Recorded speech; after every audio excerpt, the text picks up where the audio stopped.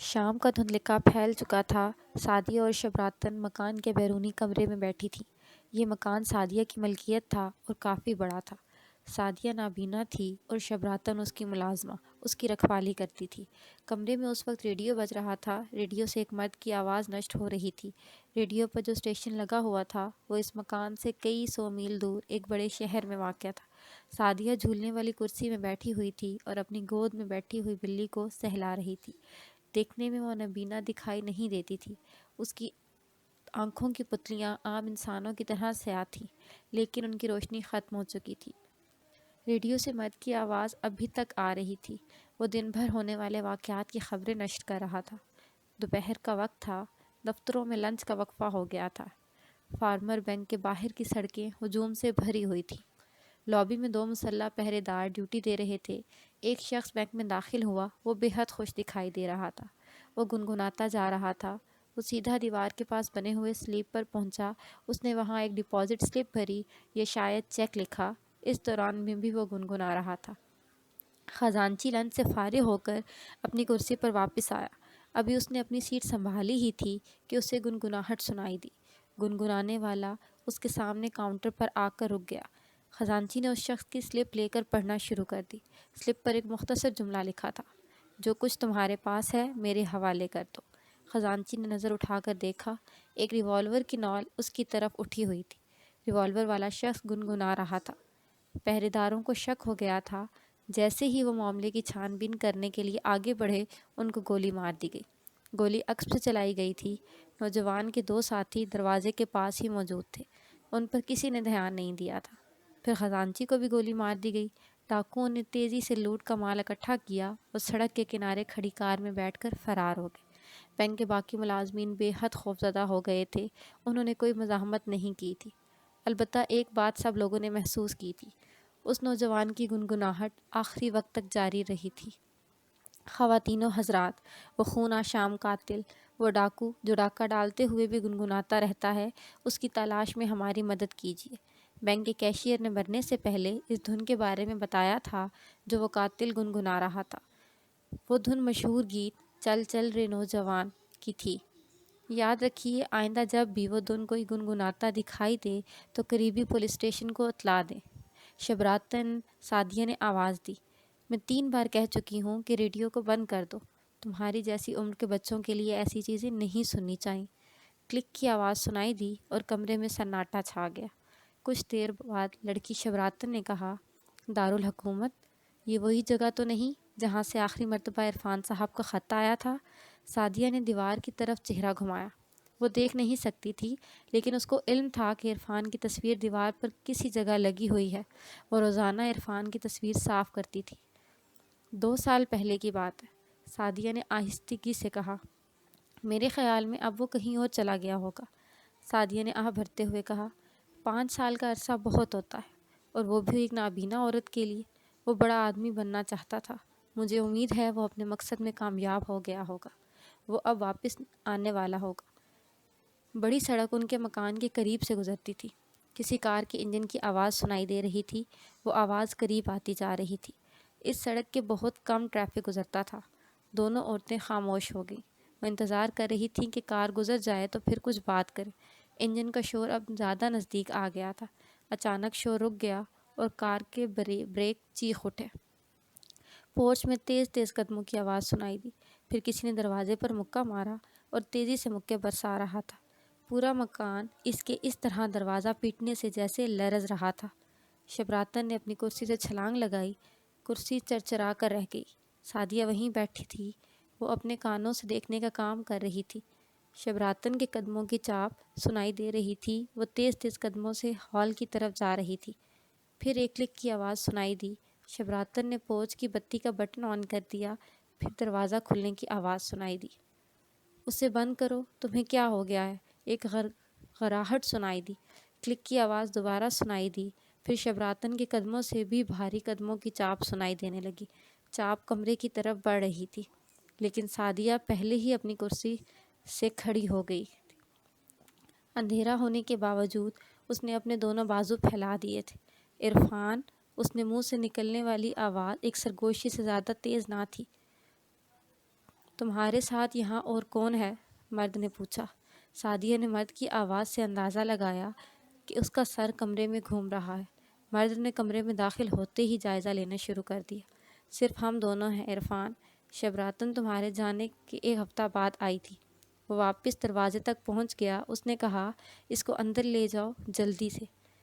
اس نے باہر کسی کو حکم دیتے ہوئے کہا۔ پوسٹ میں ڈگمگاتے قدموں کی چاپ سنائی دینے لگی۔ یوں لگتا تھا جیسے آنے والا شخص کوئی وزن اٹھایا ہے۔ اوپر لے چلو، عرفان نے رکھائی سے کہا۔ پھر وہ شبراتن سے مخاطب ہوا، کیا وہ لکڑی کا چھپرا اب بھی پچھلی طرف موجود ہے؟ ہاں، شبراتن نے ڈرے ہوئے لہجے میں جواب دیا۔ میرے ساتھ ہو، میں راستہ بتاؤں، اس نے حکم دیا۔ بھاری بھرکم قدموں کی آواز اب سیڑھیوں پر سنائی دے رہی تھی۔ جس شخص نے وزن اٹھایا ہوا تھا وہ سیڑھیوں پر چڑھ رہا تھا۔ ایک کمزور کراہ سنائی دی۔ جواب میں ایک غضبناک آواز بلند ہوئی، خاموش ورنہ میں تمہارا حلیہ بگاڑ دوں گا۔ موٹر کا انجن پھر جاگ پڑا تھا۔ موٹر کی آواز دور ہوتی چلی گئی۔ اس کا رخ مکان کے عقبی حصے کی طرف تھا۔ سعدیہ کمرے کی دیوار کی جانب بڑھی۔ اس کی انگلیاں دیوار پر لگی تصویر کے شیشے پر جا کر رک گئیں۔ اس نے تصویر کو بالکل اس انداز سے پکڑا ہوا تھا جیسے شکرانے کی دعا مانگ رہی ہو۔ جب شبراتن اور عرفان کار کو مکان کے عقبی حصے میں کھڑی کر کے پلٹے تو سعدیہ ان کا انتظار کر رہی تھی۔ عرفان نے سعدیہ کے سفید بالوں کو ہلکے سے تھپتھپاتے ہوئے کہا، ہیلو اولڈ لیڈی۔ بڑا عجیب انداز تھا۔ سعدیہ سوچنے لگی، یہ وہی دنیا ہے جس نے 5 سال پہلے اس کے بیٹے کو نگل لیا تھا۔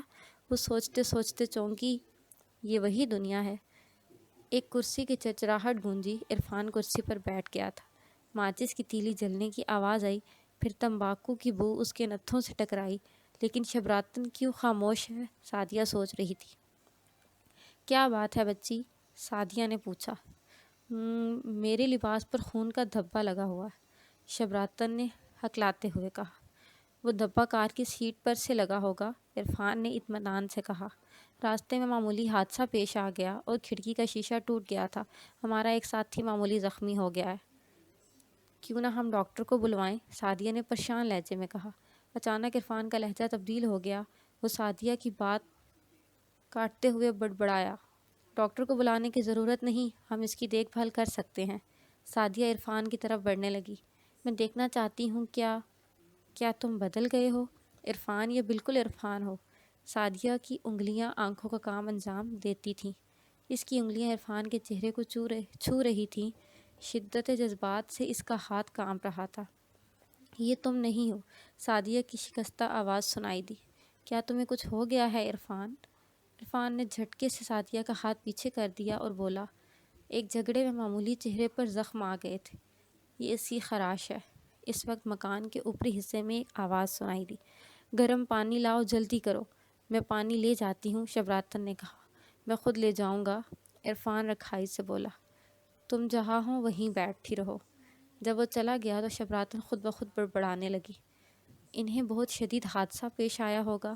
کار میں چاروں طرف سوراخ ہی سوراخ ہو گئے ہیں، تمام شیشے بھی ٹوٹ چکے ہیں۔ سعدیہ نے کوئی جواب نہ دیا۔ وہ اندھیرے میں گھوم رہی تھی۔ اوپر کوئی شخص چلانے لگا تھا۔ دروازہ زور سے بند ہونے کی آواز سنائی دی، لیکن چیخنے کی آواز اب بھی سنائی دے رہی تھی۔ کچھ دیر بعد آواز سنائی دینا بند ہوگی۔ پھر عرفان اور کسی اور شخص کے اترنے کی آواز سنائی دینے لگی۔ وہ دونوں دھیمی آواز میں گفتگو کر رہے تھے۔ مجھے تو لگتا ہے اب زخم پک رہا ہے۔ اگر اسے کائیں کائیں کرنے کی عادت ہے تو خود پر قابو رکھے، ہمیں کیوں اپنے پاس بٹھانا چاہتا ہے؟ وہ کمرے میں داخل ہو گئے تھے۔ عرفان نے کہا، یہ سابو ہے، میرا بزنس پارٹنر۔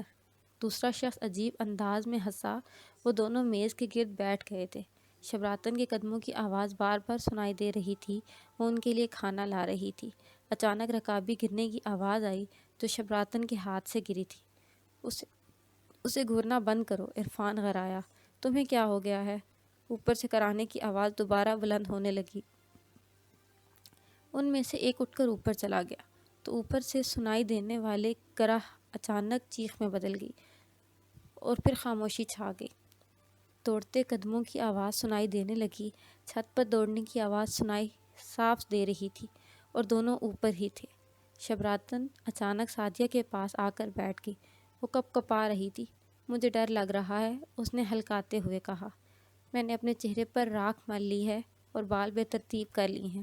وہ عرفان صاحب کا دوست مجھے اس بری طرح گھور رہا تھا۔ اوپر سے کرانے کی آواز آنا بند ہو گئی تھی۔ عرفان کے قدموں کی آواز سنائی دی۔ وہ پاگلوں کی طرح سیڑھیاں اتر رہا تھا۔ وہ ان کے نزدیک سے گزرتا ہوا باورچی خانے میں چلا گیا اور کچھ تلاش کرنے لگا۔ کیا چیز تلاش کر رہے ہو عرفان؟ سعدیہ نے پوچھا۔ بیلچہ، عرفان نے جواب دیا۔ اچانک کمرہ میں بے نام سا خوف چھا گیا۔ اوپر بھی خاموشی تھی۔ پھر سعدیہ نے کہا، پچھلے دروازے کے باہر ایک بیلچہ موجود ہے۔ عرفان نے سیڑھیوں والا دروازہ بند کرتے ہوئے کہا، تم دونوں یہیں رہنا۔ پھر وہ پچھلی جانب چلا گیا۔ اس کے بیلچہ اٹھانے کی آواز سنائی دی۔ وہ اپنے مخصوص انداز میں گنگنا رہا تھا۔ اب ہلکی پھلکی آوازیں سنائی دے رہی تھی۔ 20 منٹ کے بعد عرفان واپس آ گیا اور پچھلے دروازے سے سیدھا اوپر چلا گیا۔ اوپر بیڈ کی چرچراہٹ بلند ہوئی۔ بھاری بھرگم آدمیوں کی چاپ سنائی دی۔ وہ دونوں سیڑھیاں اتر رہے تھے۔ پھر وہ دونوں دروازے کے قریب سے ہو کر گزرے اور فرش پر کسی چیز کے گھسیٹے جانے کی آواز سنائی دی۔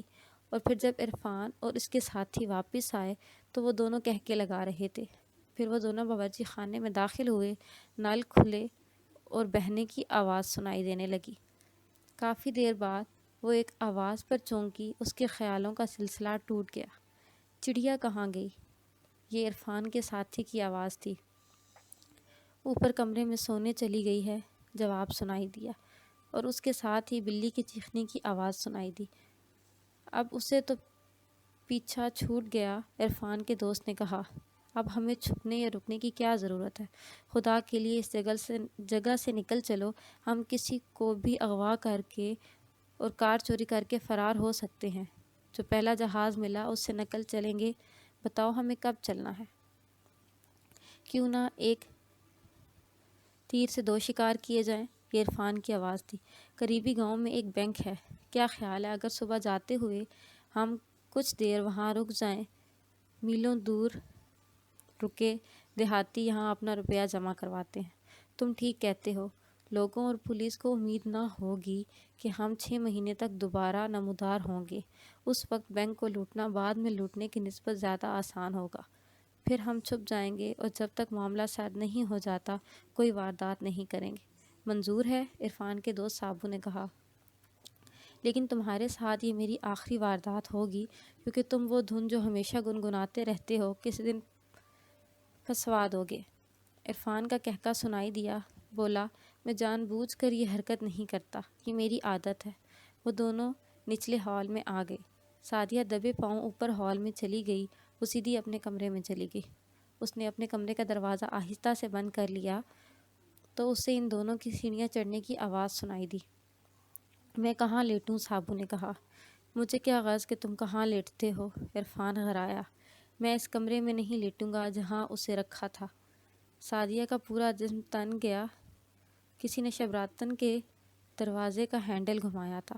پھر عرفان کی کرخٹ آواز ابھری، چلو رہنے دو، ادھر کمرے میں ایک کمرہ خالی ہے۔ ایک کے بعد ایک دروازہ بند ہونے کی آواز سنائی دی۔ سعدیہ کو اب بھی ان کے ٹہلنے کی آواز سنائی دے رہی تھی۔ دونوں کچھ دیر اپنے کمرے میں ٹہلتے رہے۔ پھر جوتے چٹکنے کی آواز آئی۔ دونوں اپنے جوتے اتار رہے تھے۔ سعدیہ کے برابر والے کمرے سے کلک کی آواز سنائی دی۔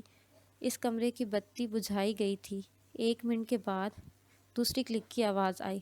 یہ آواز ہال کے آخری سرے والے کمرے سے آئی تھی۔ پھر خاموشی ہو گئی۔ سعدیہ چپ چاپ وہیں کھڑی رہی اور پھر چپ چاپ ہال میں داخل ہوئی۔ اس نے باورچی خانے کا دروازہ بھی بند کر کے اس میں تالا لگا دیا اور چابی نکال کر آتش دان میں پھینک دی۔ پھر وہ دبے پاؤں سیڑھیاں چڑھنے لگا اور وہ ہر قدم بڑی احتیاط سے اٹھا رہی تھی۔ وہ اوپر پہنچی۔ ان دونوں کے خراٹوں کی آواز باہر اوپر ہال میں آسانی سے سنائی دے رہی تھی۔ وہ دبے پاؤں سابو کے کمرے کی طرف بڑھنے لگی۔ اس نے کمرے کے دروازے کا ہینڈل ٹٹولا، آہستہ سے گھمایا اور خاموشی سے اندر داخل ہو گئی۔ اسے پتہ تھا کہ اس کمرے میں بستر کہاں بچھا ہوا ہے، پھر بھی اسے احتیاط کی ضرورت تھی۔ سعدیہ نے گھٹنے اور ہتھیلیاں فرش سے ٹکائے اور آہستہ آہستہ بستر کی سمت چلنے لگی۔ سابو گہری نیند سو رہا تھا۔ سعدیہ نے بڑی ہوشیاری سے اس کے بدن پر موجود کپڑوں کی تلاشی لی۔ سابو نے کروٹ بدلی۔ سعدیہ جلدی سے چرپائی کے نیچے دبک گئی۔ تھوڑی دیر بعد وہ پھر اٹھی تو چرپائی کے سرہانے جنگلے سے بستر لٹک رہا تھا جو اس کے شانے سے ٹکرایا۔ اس نے پستول نکال کر اپنے لبادے کی جیب میں چھپا لیا، پھر کمرے سے باہر نکل آئی۔ دوسرے دروازے کی طرف بڑھی، آہستہ سے دروازہ کھول کر اندر داخل ہو گئی۔ وہ کمرہ خالی تھا۔ باہر نکلی اور آہستہ ساتھ والا کمرہ کھٹکھٹایا۔ شبراتن چونک گئی۔ اس نے ڈری ڈری آواز میں پوچھا، کون ہے؟ میں سعدیہ ہوں، دروازہ کھولو۔ دروازہ کھلا۔ اسے شبراتن کی خوف زدہ آوازوں کی آواز محسوس ہوئی۔ تیار ہو کر نیچے چلی آؤ، میں بڑے دروازے کے پاس تمہاری منتظر ہوں، اور سب کمروں کے دروازے باہر سے بند کرتی آنا، دیکھنا کوئی آواز نہ نکلے۔ شبراتن خاموش رہی۔ اس نے بجلی روشن نہیں کی۔ شبراتن تیار ہو کر کمرے سے نکلی اور آہستہ آہستہ کمروں کے دروازے بند کر دیے وہ نیچے پہنچی جہاں سعدیہ اس کا انتظار کر رہی تھی۔ وہ بولی، دیکھو اب تم قریب کے پولیس اسٹیشن بھاگ کر پہنچو اور پولیس کو بتاؤ کہ اس گھر میں 2 خونی چھپے ہیں اور وہ لوگوں کو بھی قتل کرنے کا ارادہ رکھتے ہیں۔ میں تمہارے آتے تک یہیں رکوں گی۔ لیکن عرفان، وہ تو آپ کا بیٹا ہے، شبراتن نے ہچکچاتے ہوئے کہا۔ وہ میرا بیٹا نہیں ہے۔ سعدیہ کی آواز میں گہرا دکھ تھا۔ جلدی کرو، میں یہاں دروازے کے پاس تمہارا انتظار کروں گی۔ شبراتن چلی گئی۔ سعدیہ جہاں تھی وہیں کھڑی رہی۔ اچانک اوپر سابو کی آواز سنائی دی، عرفان تم کہاں ہو؟ میں اس کمرے میں بند ہوں، میرا پستول بھی غائب ہے۔ جواب میں عرفان کی آواز سنائی دی، میرا بھی یہی حال ہے، دروازے کو کرسی سے توڑ ڈالو، ہمیں یہاں سے فوری طور پر نکلنا ہوگا۔ سعدیہ کے کانوں میں دروازے سے کرسی ٹکرائی کی آواز سنائی پڑی۔ کرسی پوری قوت سے ماری گئی تھی۔ چھت کے فرش پر لکڑیاں گرنے کی آواز سنائی دی۔ کرسی ٹوٹ چکی تھی۔ اوپر ہونے والا شور بڑھ گیا۔ ایسا لگ رہا تھا جیسے پنجرے میں بند ریچھوں پر دیوانگی کا دورہ پڑ گیا ہو۔ پھر اس اثنا میں اوپر ایک کمرے میں پھرکٹ آواز سنائی دی۔ اب وہ لاتوں سے دروازہ توڑنے کی کوشش کر رہے تھے۔ اچانک ایک زوردار دھماکہ ہوا۔ دروازے کا ایک پٹ ٹوٹنے اور گرنے کی آواز اس کو صاف سنائی دی۔ نیچے سعدیہ نے ایک گہرا سانس لیا۔ وہ تن کر کھڑی ہو گئی۔ بھاری بھرکم قدموں کی چاپ اسے ادھر ادھر سنائی دے رہی تھی۔ وہ پوری طرح ہوشیار تھی اور انتظار کر رہی تھی، لیکن قدموں کی آواز سیڑھیوں کی طرف نہیں آئی۔ پھر تھوڑی دیر بعد 2 دھماکے ہوئے اور اسے کسی شے کے گرنے کی آواز سنائی دی۔ یہ دوسرے کمرے کا دروازہ کھلنے کی آواز تھی۔ دوسرا شخص گالیاں بک رہا تھا۔ اس سے کام بن گیا۔ ایک شخص کی مدھم اور رندھی ہوئی آواز سنائی دی، انہوں نے دوسرے کمرے میں پڑے ہوئے شارٹی کی پستول پر دھیان نہیں دیا، میں نے اس کی گولیوں سے تمہارے کمرے کا تالا توڑ دیا۔ ان کی آوازیں آپس میں ڈگمڈ ہو گئیں۔ وہ ایک دوسرے کو کوس رہے تھے۔ سعدیہ کو ان کا ایک لفظ بھی سمجھ میں نہیں آ رہا تھا۔ اچانک خوف اور غصے سے ان کا چہرہ بالکل ایک جیسا ہو گیا تھا۔ دونوں کی آواز دھیمی، کرخٹ اور جانوروں جیسی ہو گئی تھی۔ سعدیہ کسی طور پر یہ معلوم نہ کر سکتی تھی کہ کون سی آواز کس کی ہے۔ ایک شخص کے قدموں کی آواز سیڑھیوں کے پاس آ کر رک گئی۔ پھر وہ شخص سیڑھیاں اترنے لگا۔ اندھیرا ہونے کے باعث وہ شخص دیوار کا سہارا لے کر آہستہ آہستہ نیچے قدم رکھ رہا تھا۔ سعدیہ نے پستول کی نال لی آواز کے سمت اٹھائی ہوئی تھی۔ اس کی انگلی لبلبی پر تھی۔ پستول کی بھاری نال کو اس نے اپنی ہتھیلی کا سہارا دیا ہوا تھا۔ کلک کی آواز سنائی دی۔ یہ کلک بجلی کے بٹن دبانے کی آواز سے بھی ہلکی تھی۔ یہ آواز فلش لائٹ کا بٹن آن کرنے کی تھی۔ فلش لائٹ کا دائرہ سیدھا سعدیہ پر پڑا۔ قدموں کی چاپ میں وقتی طور پر جو وقفہ ہوا تھا، اس سے سعدیہ نے اندازہ لگایا کہ اترنے والا اس کو دیکھ چکا ہے۔ سعدیہ تن کر کھڑی ہو گئی۔ کیا یہ تم ہو بیٹا عرفان؟ سعدیہ نے پرسکون لہجے میں پوچھا۔ وہ آگے نہ بڑھا ورنہ میں گولی مار دوں گی۔ قدموں کی چاپ پر سنائی دینے لگی۔ آنے والا بہت آہستہ آہستہ قدم اٹھا رہا تھا۔ یوں لگ رہا تھا جیسے آنے والا اتنے غور سے اس کی طرف دیکھ رہا ہے کہ اپنے قدموں کی چاپ پر قابو پانا بھول گیا ہے۔ پستول گرا دو بوڑھی عورت گھراہٹ نما سرگوشی بلند ہوئی۔ ورنہ میں تمہیں چھید کر رکھ دوں گا۔ یہ آواز ان دونوں میں سے کس کی تھی سعدیہ کو اندازہ نہ ہو سکا، لیکن اس نے اپنے پستول کی نال کا رخ نیچے کر دیا۔ تمہیں ایک اور جھنجھلاہٹ آمیز آواز سنائی دی، تم اسے نہیں مار سکتے، وہ نابینا ہے اور تمہاری۔ پھر ایک اور شخص کے قدموں کی آواز سنائی دی۔ کوئی شخص دبے پاؤں آگے بڑھ رہا تھا۔ پھر ایک شخص کے قدموں کی آواز سنائی دی جیسے کوئی سیڑھی کی ریلنگ سے ٹکرایا ہو، اور پھر اس مکان میں تیسری گولی چلنے کا دھماکہ سنائی دیا۔ سیڑھی کی چھت سے پلاسٹر اکھڑنے کی آواز پیدا ہوئی، شاید گولی چھت میں لگی تھی۔ کوئی چیز ہوا میں اڑتی ہوئی اس کے قدموں کے پاس آ کر گری تھی۔ سعدیہ نے اپنے پاؤں سے اسے ٹٹولا اور ٹھوکر مار کر دور پھینک دیا۔ وہ چیز چپٹی اور لوہے کی بنی ہوئی تھی، کافی وزنی چیز تھی۔ سیڑھیوں کی چڑچڑاہٹ اب بلند ہو گئی تھی۔ وہ بھاری بھرکم جسم ایک دوسرے سے گم تھم تھے۔ سعدیہ کا پورا جسم کپکپا رہا تھا۔ وہ بند دروازے سے ٹیک لگائے کھڑی تھی۔ اچانک ایک وحشانہ چیخ بلند ہوئی۔ ان میں سے کوئی خوف، ڈر اور درد کی شدت سے چیخ اٹھا۔ پھر کوئی بھاری بھرکم چیز سیڑھیوں سے لڑکتی ہوئی نیچے آنے لگی۔ نیچے گر کر وہ چیز بالکل ساخت ہو گئی تھی۔ دونوں تین گہرے سانسوں کی آواز سنائی دی، پھر وہ آواز بھی بند ہو گئی۔ تھوڑی دیر کے گہرے سکوت کے بعد ایک بار پھر ڈگمگاتے قدموں کی آواز سنائی دینے لگی۔ سیڑھیوں سے کوئی اتر کر اس کی طرف آ رہا تھا۔ سعدیہ نے پستول کی نال بڑھتے ہوئے قدموں کی طرف اٹھائی ہوئی تھی۔ اس نے یہ نہیں پوچھا کہ کون ہے، اسے پوچھنے کی ضرورت بھی نہیں تھی، کیونکہ اسے علم تھا کہ آنے والا کون ہے۔ مدھم گنگناہٹ کی آواز قریب اتر آتی جا رہی تھی۔ ایک ہاتھ اس کے پستول کی نالی سے آ کر لگا اور نالی ایک طرف ہٹا دی۔ ماں، اس کے کانوں میں مدھم سرگوشی سنائی دی۔ آواز اتنی مدھم تھی کہ صرف وہی سن سکتی تھی۔ مجھے باہر جانے دو، مجھے ہر حال میں باہر نکلنا ہے، میں جا رہا ہوں۔ سعدیہ کی انگلیاں چابی ٹٹولنے لگی۔ کوئی تیزی سے اس کے قریب سے گزرا، پھر دروازہ بند ہو گیا اور ایک بار پھر تنہا رہ گئی تھی۔ شبراتن ان لوگوں کی توقع سے بہت پہلے آئی تھی۔ وہ پولیس کو لے آئی تھی۔ باہر کاروں کی بریک چرچرائی تھی۔ سپاہیوں کی آوازیں اور دوڑتے قدموں کی چاپ پورچ میں سنائی دے رہی تھی۔ سعدیہ ابھی تک دروازے سے ٹیک لگائے کھڑی تھی۔ اب دروازے میں تالا نہیں لگا ہوا تھا۔ انہوں نے دروازہ کھولا تو سعدیہ لڑکھڑا کر ایک طرف ہو گئی۔ پستول ابھی تک اس کے ہاتھ میں تھا، لیکن اس کی نالی فرش کے قریب جانب تھی۔ پولیس سپاہی لاش پر جھکے ہوئے تھے جو سیڑھیوں کے پاس پڑی تھی۔ کیا ان میں سے ایک بھاگ نکلا ہے؟ انسپکٹر نے پوچھا۔ وہ کس طرف گیا ہے؟ ایک دوسری آواز سنائی دی۔ وہ تم نہیں بتا سکتی کیونکہ وہ دیکھ نہیں سکتی۔ سعدیہ خاموش کھڑی تھی، پھر ایک جانب ہٹ گئی تاکہ لاش مکان سے باہر لے جا سکے۔ پھر جب لاش اس کے قریب سے گزری تو وہ خاموش کھڑی رہی۔ کار کی ہیڈ لائٹس کی روشنی اب لاش پر پڑ رہی تھی۔ جیسے ہی ہیڈ لائٹس کی روشنی لاش کے چہرے پر پڑی، شبراتن چونک گئی۔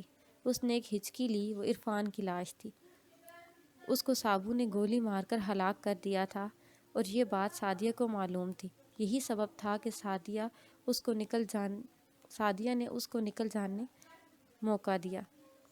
جب عرفان کا ساتھی سابو گنگناتا ہوا اس کی طرف بڑھا تھا، اس وقت سعدیہ سمجھ گئی تھی کہ وہ اس کا بیٹا نہیں ہے۔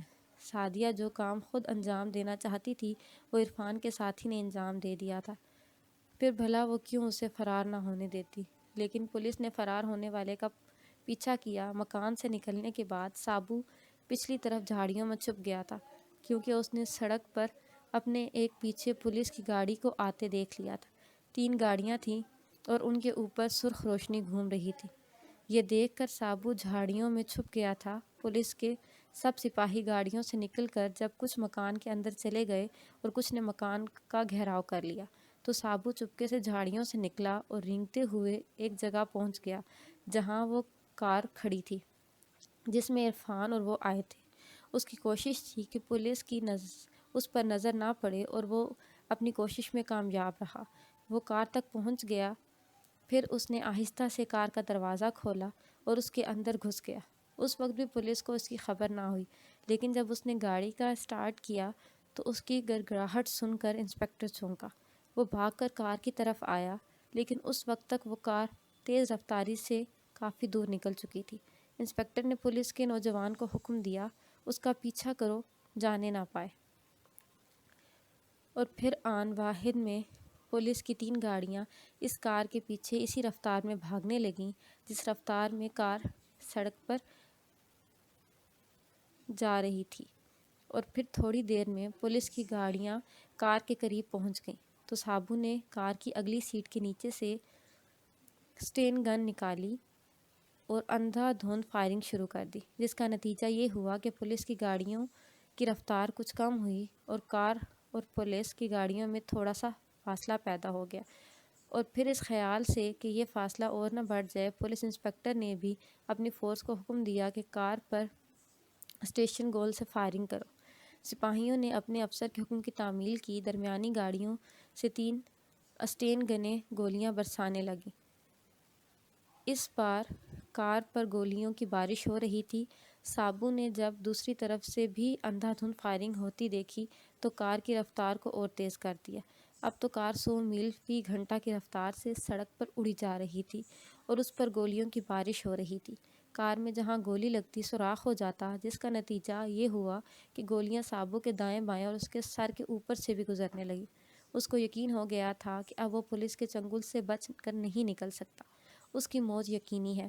کار میں کافی اسلحہ موجود تھا، پستول، گولیاں اور دستی بم بھی۔ جہاں تک گولیوں کا تعلق تھا، وہ سٹین گن چلاتے ہوئے بھی پولیس کا مقابلہ نہیں کر سکتا، جبکہ وہ ہر قیمت پر مقابلہ کرنے کو تیار تھا اور اس پر تالا ہوا تھا۔